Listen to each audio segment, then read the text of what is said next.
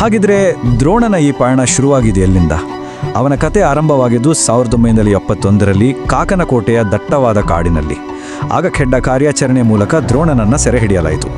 ಆವಾಗ ಅವನು ಕಾಡಲ್ಲಿದ್ದ ಒಂದು ಮುಗ್ಧ ಆದರೆ ಅಷ್ಟೇ ಶಕ್ತಿಶಾಲಿ ಪ್ರಾಣಿಯಷ್ಟೇ. ಕಾಡಲ್ಲಿ ಸ್ವಚ್ಛಂದವಾಗಿದ್ದ ಒಂದು ಆನೆಯನ್ನ ದಸರಾ ಮೆರವಣಿಗೆಯ ಹೀರೋ ಮಾಡೋದು ಸುಲಭದ ಮಾತಲ್ಲ. ಇದೊಂದು ದೊಡ್ಡ ಟ್ರಾನ್ಸ್ಫಾರ್ಮೇಷನ್. ಮೊದಲು ಮುರ್ಕಲ್ ಕ್ಯಾಂಪಲ್ಲಿ ಅವನನ್ನ ಪಳಗಿಸಿ ಮನುಷ್ಯರನ್ನ ನಂಬೋ ಹಾಗೆ ಮಾಡಿದ್ರು. ಆಮೇಲೆ ಸಕ್ರೆಬೇಲು ಕ್ಯಾಂಪಲ್ಲಿ ಭಾರವಾದ ಮರಗಳನ್ನು ಇಳಿಯೋ ಕೆಲಸ ಕೊಟ್ಟು ಅವನ ಶಕ್ತಿಯನ್ನ ಇನ್ನಷ್ಟು ಹೆಚ್ಚಿಸಿದ್ರು.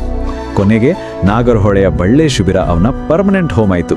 ಅಲ್ಲಿಂದಲೇ ಅವನು ಪ್ರತಿ ವರ್ಷ ದಸರಾ ಜವಾಬ್ದಾರಿಗೆ ಸಿದ್ಧನಾಗ್ತಾ ಇದ್ದ. ದ್ರೋಣನ ಶಕ್ತಿ, ಅವನ ಗಾಂಭೀರ್ಯದ ಬಗ್ಗೆ ಎಲ್ಲರೂ ಮಾತಾಡ್ತಾರೆ.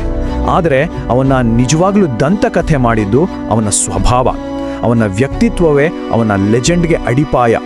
ದ್ರೋಣನಿಗೆ ಸೌಮ್ಯ ಸ್ವಭಾವದ ಗಜೇಂದ್ರ ಅನ್ನೋ ಬಿರುದೇ ಇತ್ತು. ಅಂದ್ರೆ ಕ್ಯಾಂಪ್ನಲ್ಲಿ ಅವನು ಬೇರೆ ಆನೆಗಳನ್ನ ಹೆದರಿಸೋ ರೌಡಿ ಆನೆ ಆಗಿರಲಿಲ್ಲ. ಬದಲಿಗೆ ಎಲ್ಲರೂ ಗೌರವದಿಂದ ಕಾಣೋ ಒಬ್ಬ ಮಾರ್ಗದರ್ಶಕನ ಹಾಗಿದ್ದ. ಆದ್ರೆ ಧೈರ್ಯದ ವಿಷಯ ಬಂದ್ರೆ ಸಾಕು, ಅವನಿಗೆ ಸರಿಸಾಗೇನೇ ಇರಲಿಲ್ಲ.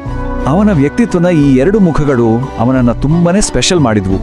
ಬಳ್ಳೆ ಕ್ಯಾಂಪ್ನಲ್ಲಿದ್ದಾಗ ಅವನು ಬೇರೆ ಆನೆಗಳಿಗೆ ಒಬ್ಬ ದೊಡ್ಡಣ್ಣಂತರ ಶಾಂತವಾದ ಗೈಡ್. ಆದರೆ ಕಾಡಾನೆಗಳನ್ನು ಹಿಡಿಯೋ ಕುಮ್ಕಿ ಆಪರೇಷನ್ಗೆ ಹೋದಾಗ ಅವನು ಕಾಡಾನೆಗಳ ಪಾಲಿಗೆ ಸಿಂಹ ಸ್ವಪ್ನ.